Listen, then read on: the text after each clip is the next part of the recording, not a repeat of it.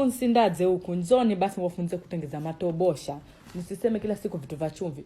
Tia vikombe vyako viwili vya unga na kikombe kimoja cha maji. Sasa huu ndio mtindo mimi wanafanya. Wewe kama wajua kufanya the other way, wewe fanya hiyo shauri zako.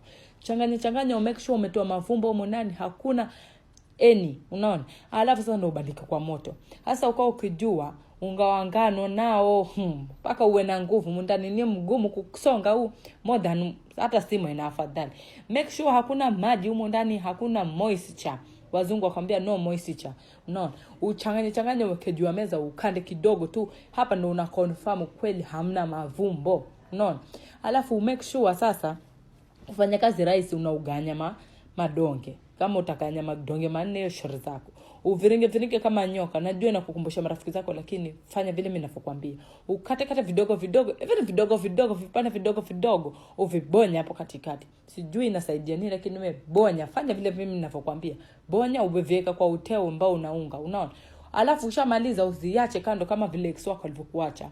Anavyokusahau kila siku. Utie tui lako jepesi vikombe viwili na sukari.